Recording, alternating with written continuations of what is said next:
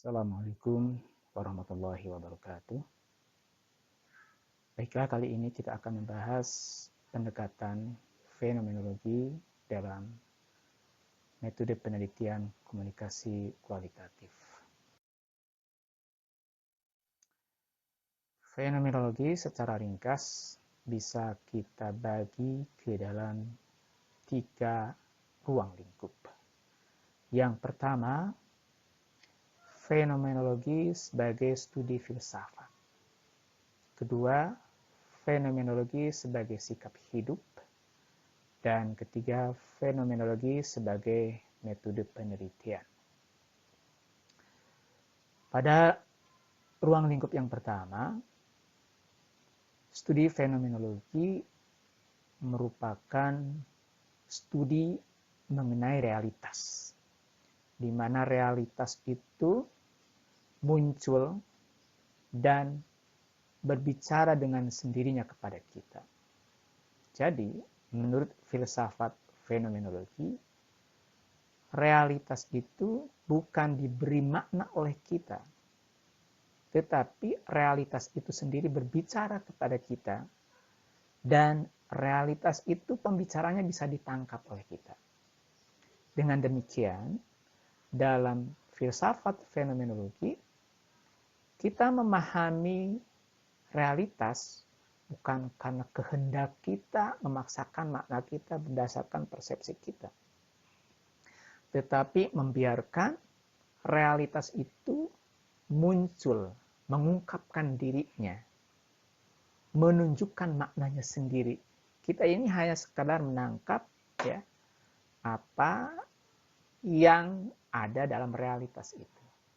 Seakan-akan realitas itu berbicara kepada kita, lalu kita sebagai pendengar, tanpa ada tendensi untuk menghakimi, tanpa ada kecenderungan untuk menilai.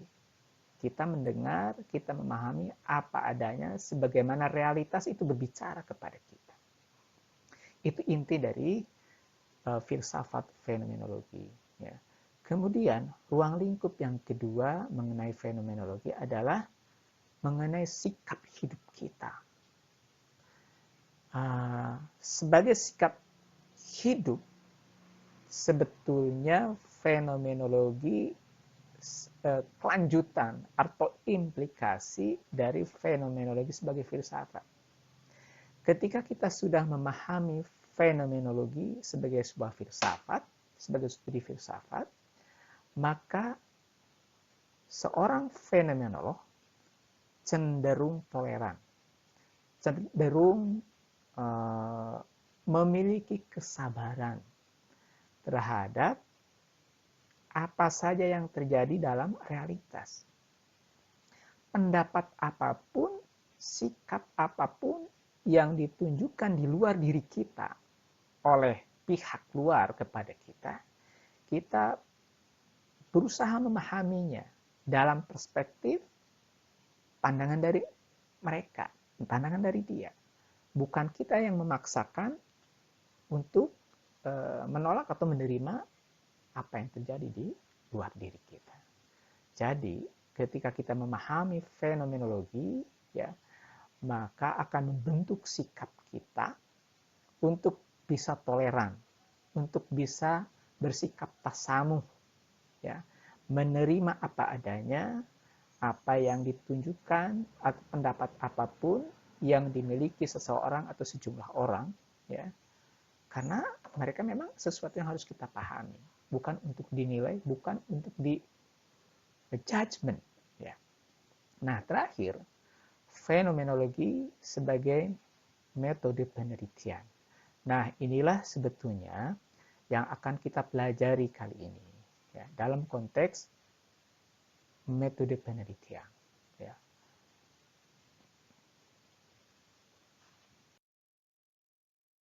Baik, secara kebahasaan, ya, fenomenologi itu berasal dari kata atau bahasa Yunani. Dalam bahasa Yunani, untuk kata fenomena, ada pahainomenon, ada phaenestai. Ada kata lain, phaino. Nah, logi ya, tentu saja berasal dari kata logos. Nah, kata fenomena ya, yang berasal dari bahasa Yunani ini memang memiliki variasi makna. Ya. Secara sederhana, ya fenomena atau fenomenon, phaenestai atau phaino memiliki arti gejala, fenomena, atau yang tampak ya bagi si pengamat ya, atau yang muncul dalam kesadaran ya, atau yang menunjukkan dirinya sendiri, menampilkan kepada pengamat ya, kita sebagai pengamat ya. Memberikan sesuatu yang insight ya, menunjukkan dirinya dalam dirinya. Ini memang lucu ya, pemahaman dasar mengenai fenomena ini. Ya. Nah, logos adalah ilmu atau pengetahuan atau pemahaman. Ya. Jadi fenomenologi adalah ilmu yang mempelajari fenomena. Lalu apa sebetulnya pengertian fenomena dalam konteks metode penelitian? Dalam konteks metode penelitian, fenomena itu adalah pengalaman atau peristiwa yang masuk ke dalam kesadaran seseorang atau pengalaman yang disadari. Kalau kita misalnya melakukan penelitian pengalaman-pengalaman orang gila, bisa nggak? Nggak bisa. Kenapa? Karena orang gila sampai batas tertentu tidak memahami atau tidak menyadari apa yang dari waktu ke waktu dialaminya. Sehingga mungkin kalau kita wawancara, jawaban-jawaban pertanyaan kita tidak nyambung. Ya. Karena apa yang dia katakan bukan sesuatu yang dia sadari. Ya. Tapi sesuatu yang begitu saja mengalir apa yang dia bicarakan itu. Ya. Nah, tapi kalau kita melakukan penelitian terhadap keluarga yang memiliki anggota keluarganya gila, ya itu boleh. Ya, artinya pengalaman mengasuh orang gila oleh keluarga itu kan disadari oleh keluarga itu saat mengasuh atau memelihara orang gila itu. Nah, atau bolehkah kita melakukan penelitian dengan studi atau pendekatan fenomenologi tentang pengalaman seseorang atau pengalaman sekelompok orang, tapi mereka sudah lupa dengan pengalaman itu? Nggak boleh juga. Ya. Penelitian dengan studi fenomenologi atau pendekatan fenomenologi haruslah mengenai fenomena yang dialami oleh mereka dan disadari oleh mereka, bukan sesuatu yang dilupakan atau terlupakan atau sudah tak diingat lagi oleh mereka. Ini ada semboyan yang sangat relevan dalam metode penelitian fenomenologi. Ya. Zurück zu den Sachen selbst. Artinya kembali kepada hal-hal itu sendiri.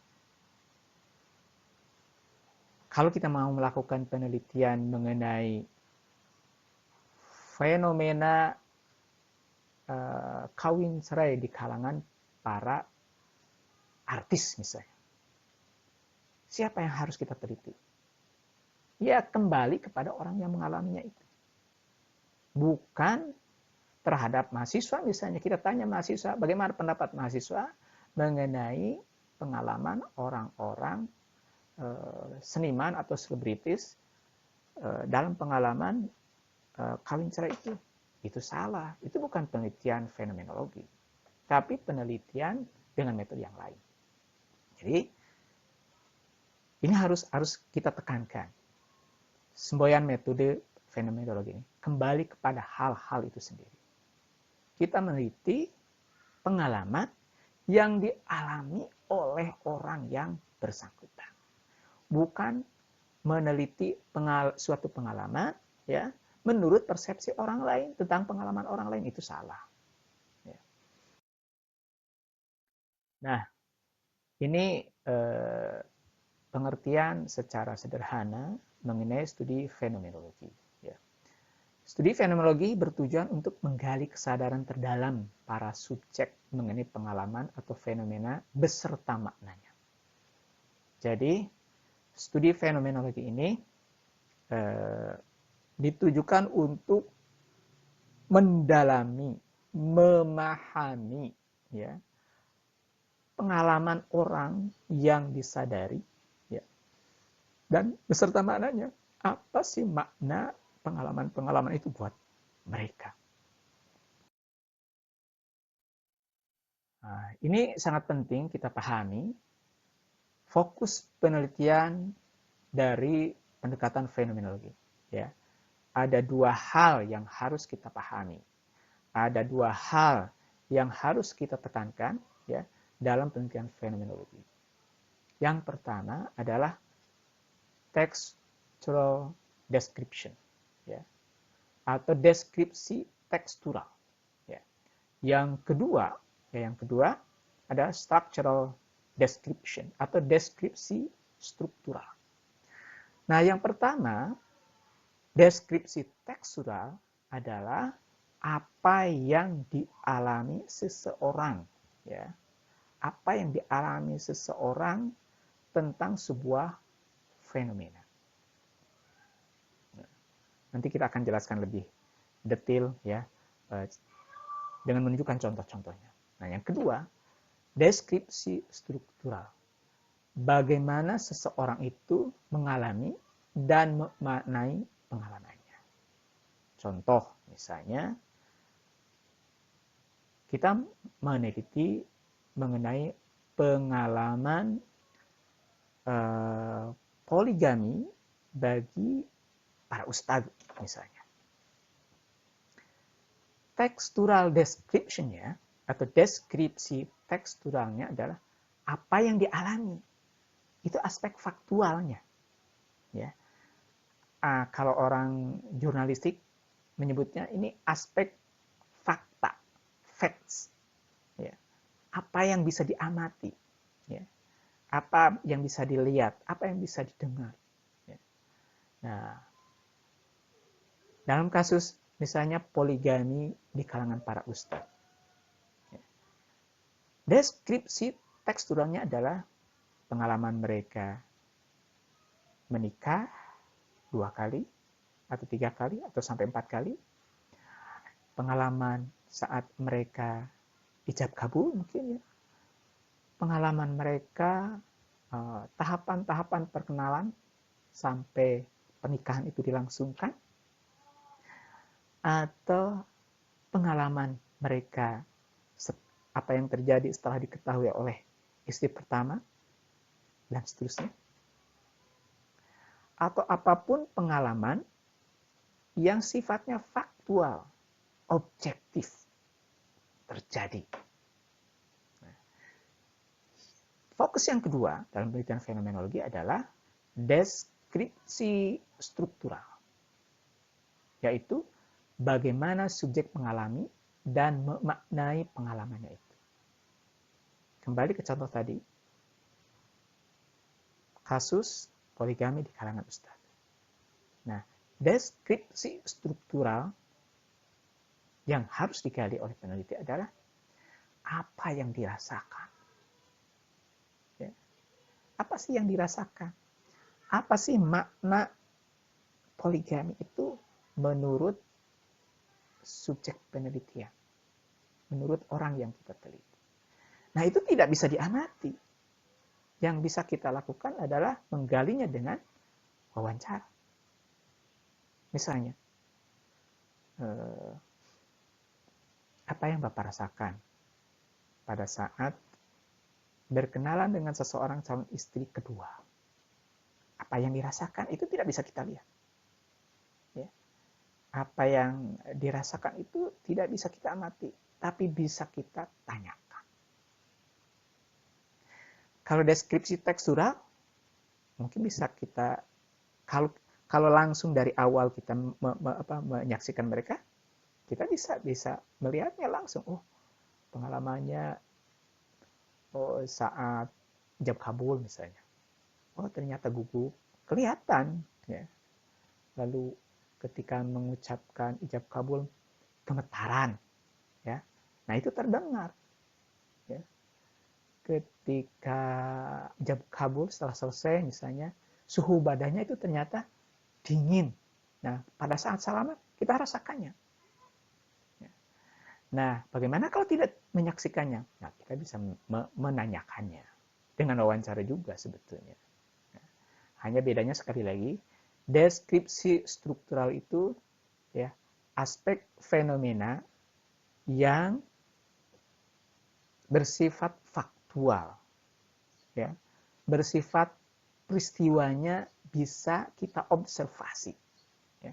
Walaupun mungkin observasinya lewat orang lain, kita tanya pada orang lain, bagaimana sih pada saat itu tahapan-tahapan pernikahan seorang ustadz ya ketika menikah dengan istri kedua, ketiga, keempat dan seterusnya. Ya. Nah, kalau deskripsi struktural ya nggak bisa kita tanya kepada orang lain, tapi harus kita tanya langsung kepada orang yang mengalaminya, karena dia sendiri ya yang mengalaminya, dia sendiri yang merasakannya. Apa jengkel, apakah bahagia, apakah netral-netral saja, ya, apakah perasaannya meluap-luap, ya. Nah, ini aspek subjektif. Deskripsi tekstural adalah aspek fakta, aspek objektif. Deskripsi struktural adalah aspek subjektif, aspek yang dirasakan orang yang bersangkutan.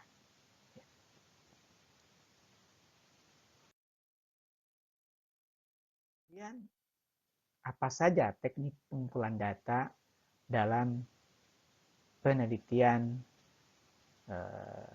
dengan pendekatan fenomenologi? Nah, teknik utama pengumpulan data dalam pendekatan fenomenologi adalah wawancara. Lebih-lebih untuk mengetahui aspek deskripsi struktural. Tidak bisa tidak, kita harus melakukan wawancara. Nah, berapa orang yang harus kita wawancara? Tergantung sebetulnya.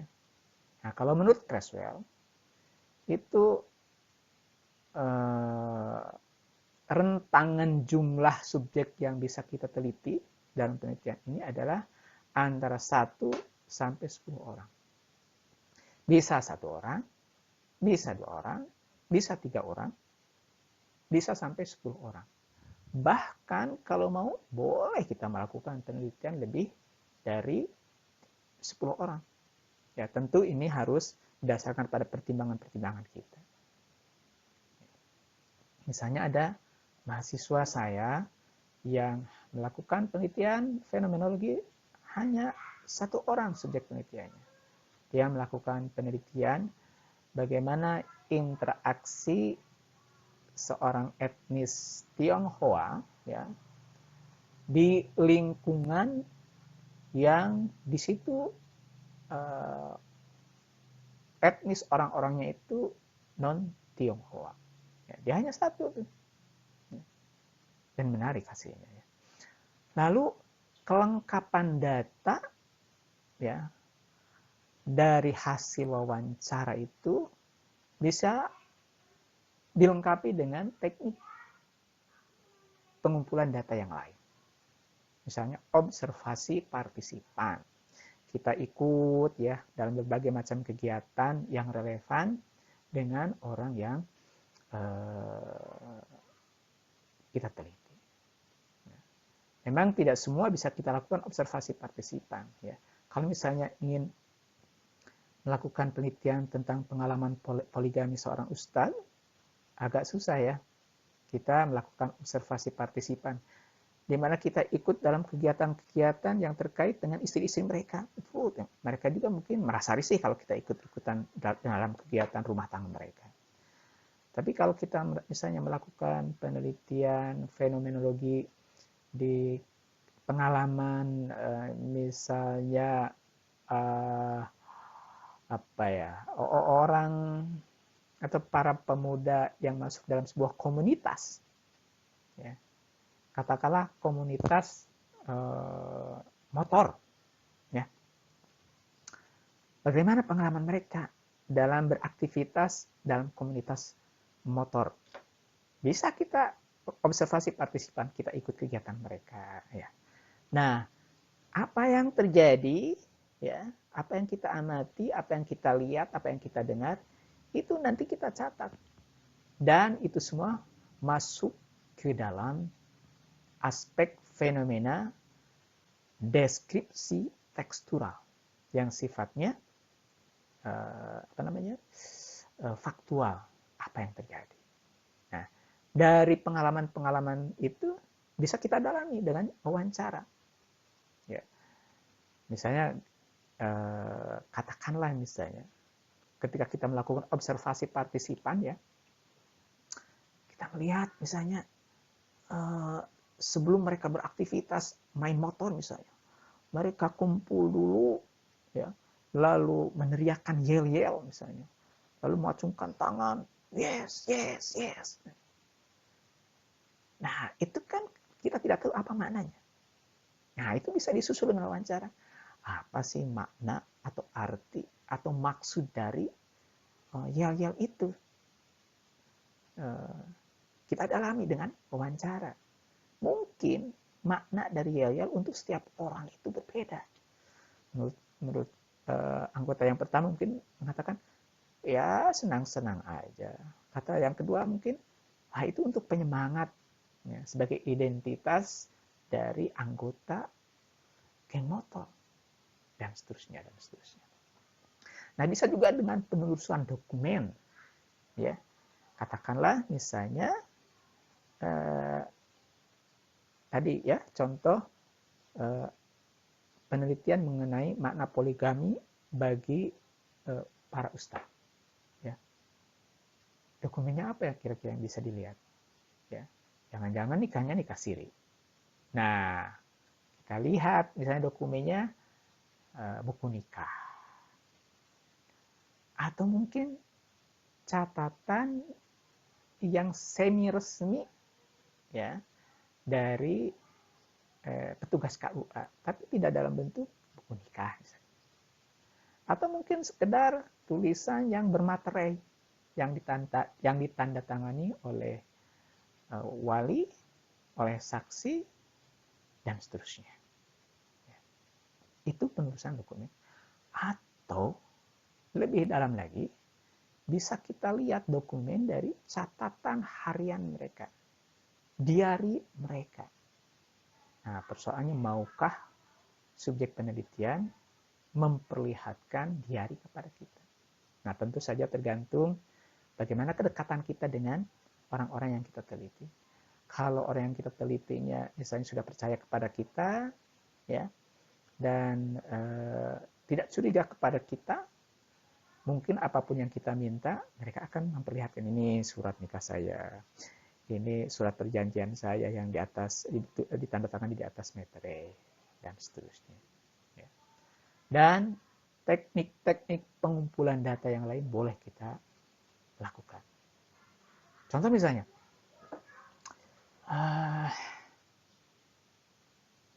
masih dalam contoh penelitian tadi, ya, makna poligami buat para ustadz. Nah, ketika misalnya kita tanya, apa perasaan ustadz saat menikah untuk istri yang kedua? Misalnya dia mengatakan, wah, saya bahagia sekali. Nah, itu pengakuan dia, kan?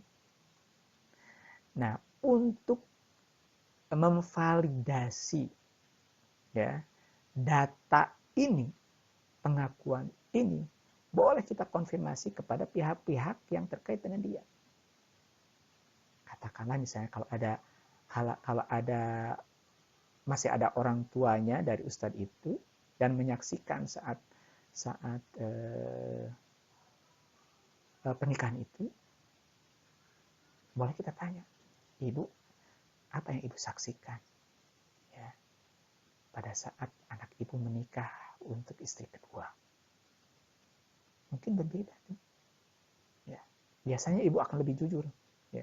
Ibunya akan lebih jujur mendeskripsikan apa yang terjadi pada anaknya. Atau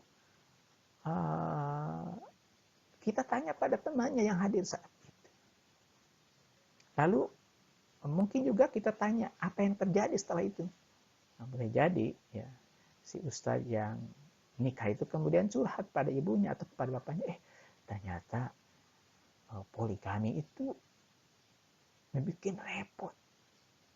Senangnya hanya di awal saja. Merasakan pengalaman baru. Tapi setelah itu ternyata konsekuensinya berlipat-lipat. Tanggung jawab, membagi perasaan adil, dan sebagainya. Nah, baik, kita lanjut.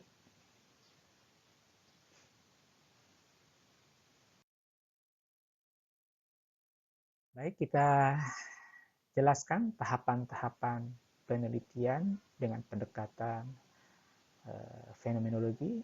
Nah, pada tahap awal ya adalah pra-penelitian. Nah, pada tahap awal tentu saja kita harus punya masalah yang kita teliti. Menetapkan masalah penelitian kita itu apa. Ya. Boleh kita mencari berbagai masalah penelitian yang cocok untuk diteliti dengan pendekatan fenomenologi. Lalu menyusun pertanyaan pokok penelitian. Nah, jangan lupa pertanyaan pokok penelitian fenomenologi yang mau kita lakukan harus didasarkan pada dua tadi ya. Pertama, terkait dengan deskripsi tekstural. Ke aspek faktual harus ditanya. Kedua, deskripsi struktural. Nah, itu juga harus ditanya. Jadi, pertanyaan apapun ya yang kita ajukan dalam penelitian kita ya, termasuk juga dalam tujuan penelitian kita, itu harus mengandung dua hal tadi. Tekstural deskripsi tekstural dan deskripsi struktural. Lalu tahap selanjutnya ya setelah kita bikin bab 1 ya, bab 2, bab 3 ya. Nah, kita proses penelitian. Kita melakukan wawancara dengan subjek penelitian. Nah, jangan lupa pula ketika kita melakukan wawancara dengan subjek penelitian itu harus direkam. Ya. Dari awal sampai akhir.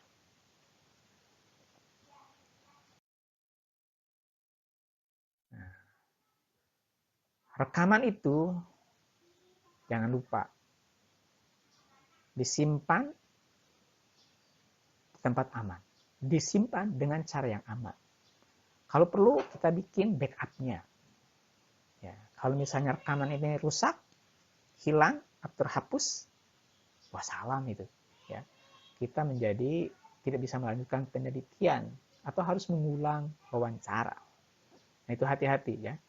Ketika habis wawancara ya, dan itu sudah ada rekamannya, nah rekamannya ini harus kita pelihara. Kalau perlu kita bikin backup beberapa ya. Supaya kalau misalnya file ini di dalam flash disk kita hilang, masih ada serpnya ya. Masih ada cadangannya ya. Nah, ini sepertinya sepele, tapi ini sangat penting.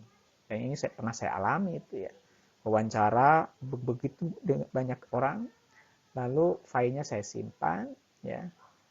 Kemudian ternyata ketika saya mau transkrip ya, saya mau transkripsikan audio wawancara itu ya, tidak bisa dibuka dan sebagian hilang. Dan saya tidak memiliki backupnya dan saya pernah mengalami stres.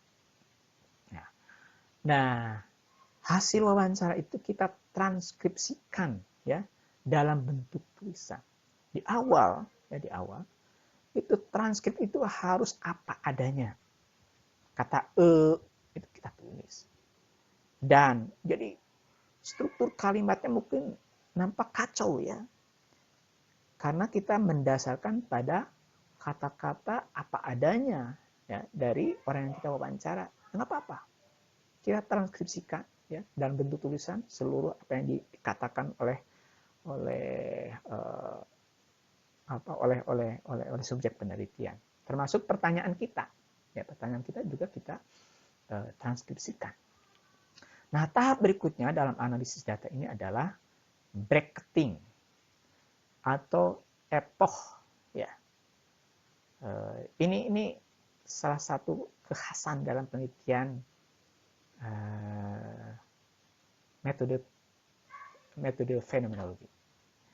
Bracketing atau epoch itu membaca seluruh data penelitian, ya, baik berasal dari hasil wawancara maupun berasal dari teknik pengumpulan data lainnya, ya, tanpa ada keinginan untuk melakukan penilaian. Kita tangkap apa adanya, kita gambarkan apa adanya, kita tulis apa adanya, kita baca apa adanya. Jadi, misalnya begini, kita melakukan wawancara nih dengan seseorang. Mohon maaf, contohnya nih agak vulgar ya.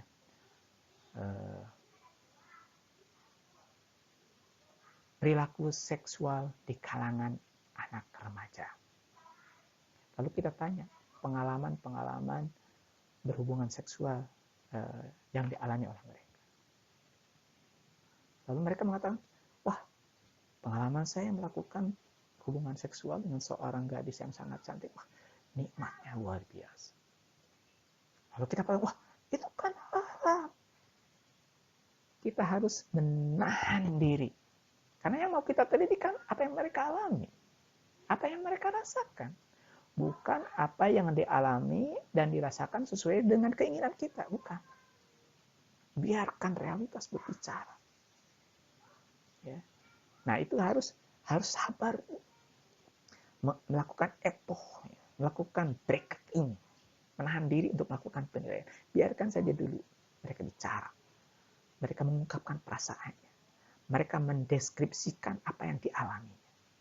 Nah, tahap berikutnya, ya, setelah mentransaksikan rekaman hasil wawancara ataupun data-data lain yang berasal dari teknik pengumpulan data lainnya, ya, setelah kita melakukan bracketing, menahan diri untuk tidak melakukan penilaian, ya, lalu tahap ketiga adalah tahap horizontalization, menginventarisasi pernyataan-pernyataan penting yang relevan dengan topik penelitian. Ya, jadi setelah kita lakukan transkripsi ya, dari hasil wawancara, kemudian dalam bentuk tulisan, itu baca aja dari awal sampai akhir. Untuk semua hasil wawancara dengan sejumlah orang itu, atau hanya satu orang itu, ya kita baca itu. Nanti akan tergambar di pendapat, oh ini ada pernyataan penting. Oh ini penting. Nah, pernyataan penting itu kita garis bawahi gitu. Atau kita pisahkan ya menjadi poin-poin pernyataan penting. Ya. Nah, setelah itu lakukan cluster of meaning. Ya. Rincian pernyataan penting itu diformulasikan ke dalam makna atau dikelompokkan ke dalam tema-tema tertentu. Ya. Jadi dari pernyataan-pernyataan penting itu 1, 2, 3, 4, 5. Kita lihat tuh secara keseluruhan. Mungkin bisa dikelompokkan. Oh ini kelompok A. Oh ini kelompok B. Oh ini kelompok C. Ya. Atau misalnya kalau kita kembali lagi ke contoh penelitian mengenai makna poligami bagi para ustadz. Oh ada yang maknanya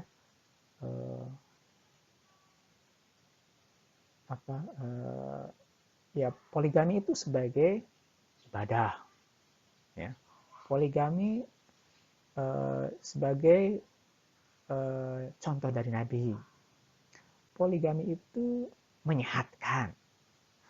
Poligami itu menuntut kesabaran. Nah, itu makna itu menjadi tema-tema tersendiri. Ya.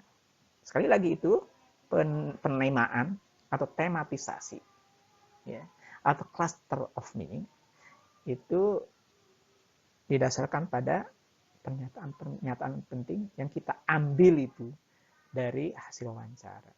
Nah, tentu nanti itu ada tuh aspek subjektif kita, ya. Mengapa ini dimasukkan ke dalam makna ini? Mengapa ini dimasukkan ke dalam makna yang lain lagi? Nah, itu boleh. Tiap peneliti punya otoritas untuk melakukan penamaan atau penemaan dari hasil wawancara tadi atau gabungan dengan berbagai macam teknik pengumpulan data tadi. Itu boleh itu kita sesuai dengan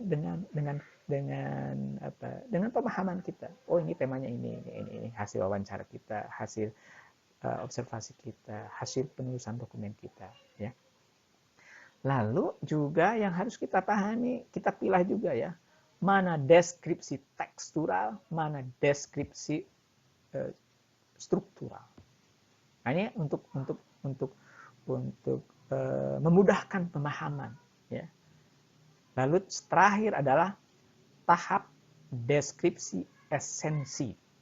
Jadi mengintegrasikan tema-tema itu ke dalam deskripsi naratif. Jadi berbagai tema itu kita pilah-pilah kembali, mungkin bisa juga menjadi tema-tema besar, ya.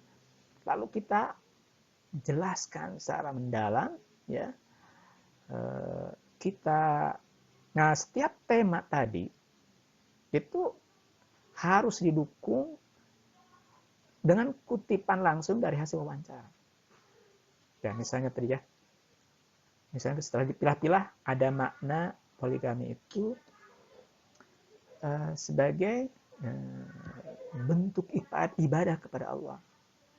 Nah, makna ini harus didukung oleh data. Nah, dalam hal ini data kualitatif, yaitu hasil wawancara.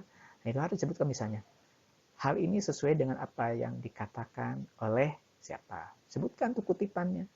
Ya. Nah, gitu ya. Kita lihat contoh penelitian fenomenologi. Nah, ini penelitinya Doris J. Linnen, ya. Ini sumbernya dalam buku John W. Creswell, John W. Creswell. Judul buku yang ditulis Creswell ini, hampir saya lupa ya. Kira-kira begini ya. Mohon maaf kalau tidak tepat. Qualitative inquiry among 5 traditions. Tapi yang terakhir, ini buku Creswell ini ada terbitan yang lebih baru sebetulnya. Nah, ini terbitan yang lama seperti itu judulnya. Kemudian itu diubah menjadi qualitative inquiry among 5 approaches. Ya, sebelumnya pakai traditions. Nah, kemudian yang kedua pakai pendekatan atau approaches. Ya. Nah, judul penelitian ini adalah struktur penting mengenai interaksi perawatan. Nah, dilakukan dengan metode penelitian fenomenologi. Nah, saudara-saudara, ini kategorisasi, ya, kategorisasi atau penemaan yang dilakukan oleh peneliti setelah melihat semua hasil wawancara. Penemanya ternyata sederhana, ya. Ini boleh, sederhana ini boleh, ya, asal didasarkan pada temuan data yang kita dapatkan, ya. Nah, itu kan tadi penelitiannya interaksi perawatan atau caring interaction. Ya, kita lihat judulnya tadi apa ya? Ya, caring interaction ya. Nah, setelah melakukan wawancara, nah si peneliti menemukan pengelompokan yang cukup sederhana. Jadi interaksi antara para perawat dengan pasien itu dikelompokkan oleh si peneliti ke dalam dua kelompok. Pertama, yang disebut dengan caring interaction. Yang kedua, temanya non-caring interaction atau interaksi bukan perawatan atau non-perawatan. Apa yang dimaksud dengan caring interaction dan non-caring interaction itu memang didasarkan pada pernyataan-pernyataan penting yang hasil wawancara tadi itu. Kalau tema caring interaction itu mencakup interaksi antara pasien dengan perawat yang menyenangkan bagi pasiennya. Ya. Nah, misalnya dielus, diusap, diajak ngobrol secara akrab, ya. Kemudian dikasih senyuman oleh perawat. Nah, itu dikelompokkan ke dalam caring interaction, interaksi keperawatan. Nah, sementara non-caring interaction itu perilaku-perilaku yang dirasakan oleh yang dirasakan atau dialami oleh pasien yang kurang mengenakan, membuat tidak nyaman. Misalnya ketika ditanya oleh pasien, perawat tidak menjawab. Perawatnya nggak pernah senyum. Ya. Perawatnya memberikan instruksi tanpa ada keramahan. Nah, itu non-caring interaction. Nah, ini dibagi dua tuh.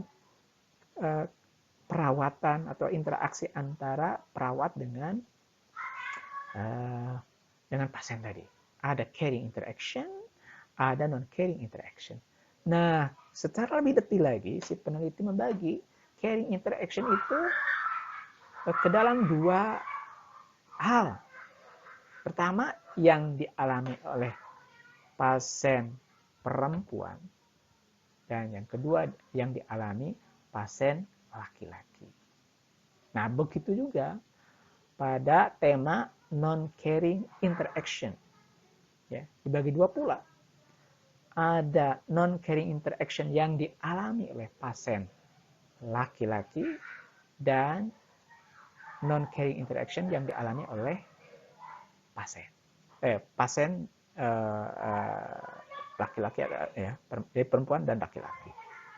Ya, mungkin si peneliti ini ingin mengetahui ya, ada perbedaan enggak pengalaman antara pasien laki-laki dan pasien perempuan, baik dalam hal dalam hal caring interaction maupun dalam hal non-caring interaction. Nah, ini lihat nih ya, ini dari hasil wawancara ya yang dilakukan oleh peneliti terhadap sejumlah pasien. Ya. Dia mengambil tuh intisari atau bagian-bagian penting itu dalam satu kalimat ya. Misalnya ini mendengarkan dengan baik, betul-betul mendengarkan. Nah, ini hasil transkripsi ya, hasil transkripsi dari hasil wawancara itu ya. Ini ada kalimat ini dan oleh peneliti ini dianggap kalimat yang penting dan ini dianggap sebagai tindakan perawatan atau caring interaction. Ya. Ini temanya pernyataan penting dari pasien wanita mengenai tindakan perawatan. Kemudian berempati, mungkin si pasien mengatakan perawat itu berempati kepada saya. Kemudian pemahaman, dia mau paham terhadap saya, mendukung masalah saya, nah, dan seterusnya. Ini apa yang dialami dan dirasakan oleh pasien perempuan mengenai tindakan perawatan oleh pihak perawat. Ya. banyak nih ya, semuanya positif nih, merasa lebih rileks, merasa damai dalam pikiran, ya, dan seterusnya ya. Ada 39 pernyataan positif. Ya. Baik, kita lanjut. Nah, ini tadi yang dirasakan atau yang dialami oleh pasien perempuan. Nah, sekarang kita lihat pernyataan penting dari pasien pria mengenai tindakan perawatan. Perawat ada di harusnya ini ada di sini ya. Perawat ada di sini. Jadi dia merasakan perawat itu dekat. Ya. Kemudian memegang tangan saya dan menelusur kening saya. Nah, itu perilaku yang dianggap menyenangkan oleh pasien laki-laki ya. Lalu membuat saya merasa nyaman. Oh, ini kita lihat ya. Kalau kita bandingkan dengan perempuan tadi, pernyataan perempuan ini lebih banyak ya yang positifnya dibandingkan dengan laki-laki. Tadi ada 29 ya. Nah, sekarang kalau untuk pasien pria ya, tindakan perawatan yang dirasakan dan dialami oleh pihak pria ini 25 poin. Ya, 25 poin. Oke. Oke. Nah, ingat lagi tadi ya.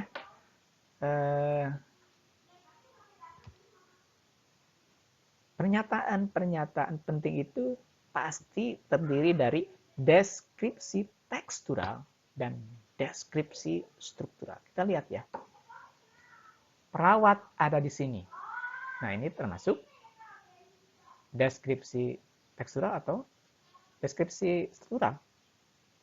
Ini sesuatu yang bisa diamati. Ini termasuk deskripsi tekstural, aspek objektif, aspek yang bisa diamati. Memegang tangan saya dan menelusur kening saya. Nah, ini juga termasuk deskripsi tekstural. Membuat saya merasa nyaman. Nah, ini aspek subjektif. Aspek yang dirasakan. Itu deskripsi struktural. Lalu apa lagi nih? Mencoba membuat saya nyaman.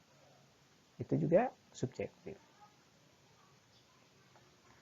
Perawat akan datang jika saya mengebelnya. Membunyikan bel. Kring. Nah, itu aspek faktual, aspek yang bisa diamati, aspek kejadian.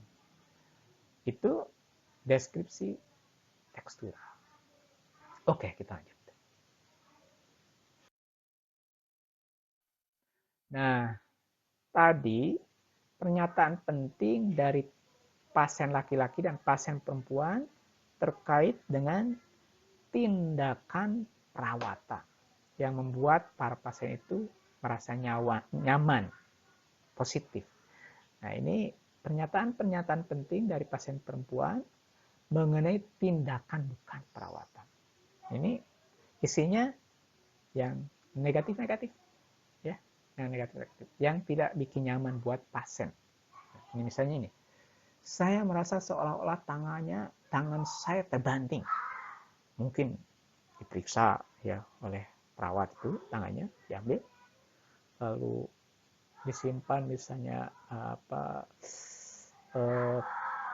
selang infusan, lalu disimpan lagi di tempat tidurnya, dan bagi pasien mungkin rasanya tangan saya dibantingkan. Nah, itu bukan tindakan perawatan. Lalu peraturan lebih penting dibanding manusia. Nah, ini aspek subjektif nih, ini deskripsi struktural. Si pasien itu merasa, saya sebagai manusia itu tidak lebih diperhatikan. Yang mereka lebih perhatikan itu aturannya, ya, sehingga dia merasa diabaikan. Yang penting ya pelaksanaan prosedural yang ada di rumah sakit dengan tidak memperhatikan perasaan pasien misalnya. Lalu tidak memiliki waktu untuk berbincang. Nah, mungkin si pasien itu merasa tadinya ingin ngobrol ya, menyampaikan keluhan, menyampaikan apa yang dia rasakan kepada perawat, tapi ternyata perawat itu sepertinya sibuk banget ya, tidak mau mendengar apa yang dia mau ceritakan, ya. Menghindar kalau mau cerita itu, ya. Oke. Nah itu ini kita lihat ya, ternyata pernyataan penting pasien perempuan mengenai tindakan bukan perawatan itu lebih banyak ya, ada 54 dibandingkan caring interaction, ya, tindakan perawatan. Ya, tadi ada 29 ya untuk perempuan. Nah, kalau tindakan bukan perawatan ternyata 54, ya, lebih banyak.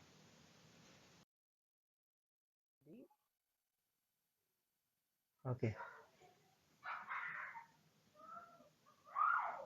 Nah, kita lanjut.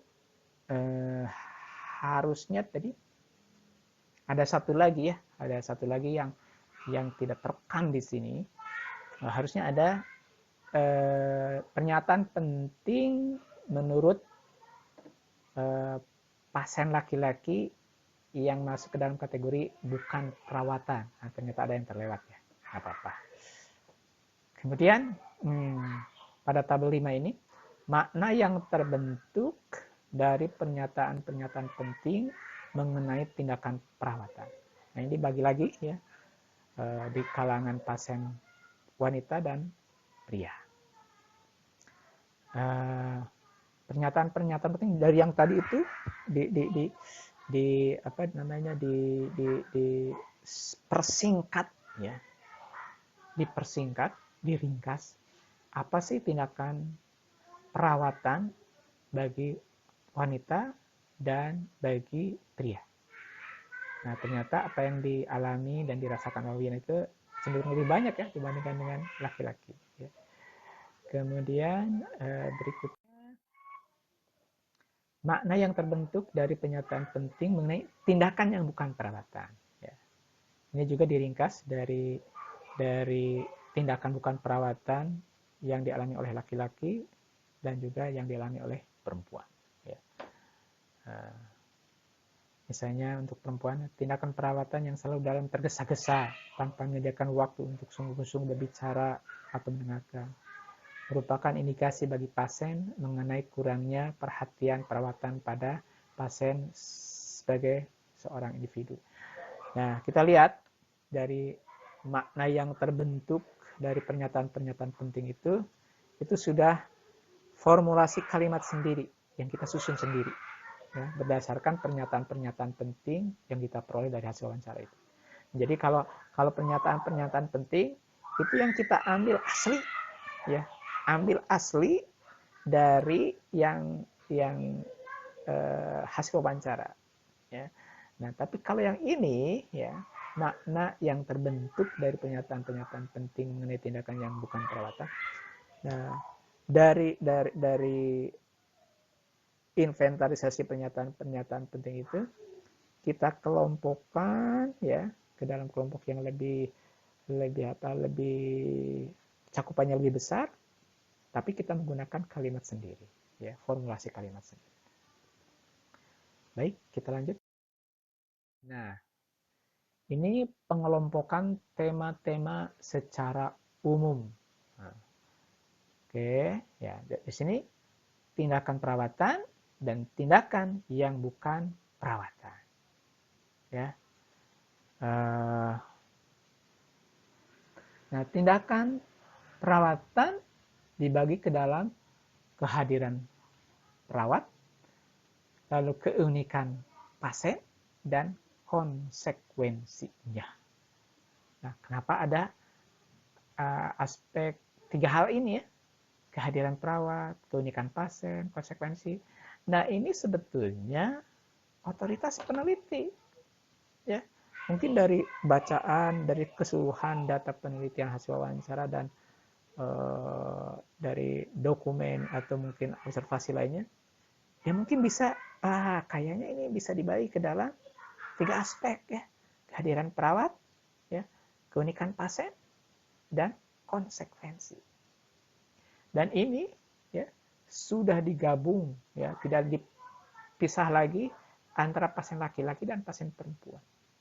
Ya, misalnya ini kita lihat ya, dari ke guru ini ya, ke guru lepas. dari masing-masing tadi itu ada unsur-unsur yang bisa kita kelompokkan ya ke dalam kelompok-kelompok yang sudah dibentuk tadi.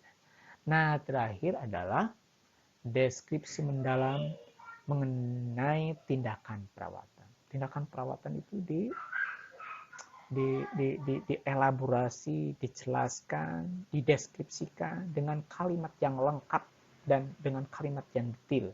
Pertama, kita kutip ya dari pernyataan-pernyataan langsung hasil wawancara. Kemudian kedua, kita melakukan penjelasan-penjelasan ya. Tapi penjelasan kita ya kalau dalam aspek temuan penelitian kita belum memasukkan opini kita. Nah, masuk ke pembahasan nanti opini kita masuk dan kita mengutip literatur ya. Di pembahasan itu kita harus mengutip literatur. Mengutip literatur untuk memperkuat temuan kita. Nah, deskripsi mendalam mengenai tindakan bukan perawatannya. Apa saja tindakan-tindakan yang bukan perawatan itu, ya. Nah, ini memang tadi kan di awal ada dua kelompok gitu ya, dua kelompok interaksi atau tindakan yang dilakukan oleh perawat yang dialami dan dirasakan oleh setiap pasien. Nah, ada tindakan perawatan dan ada tindakan bukan perawatan. Caring interaction dan non-caring interaction.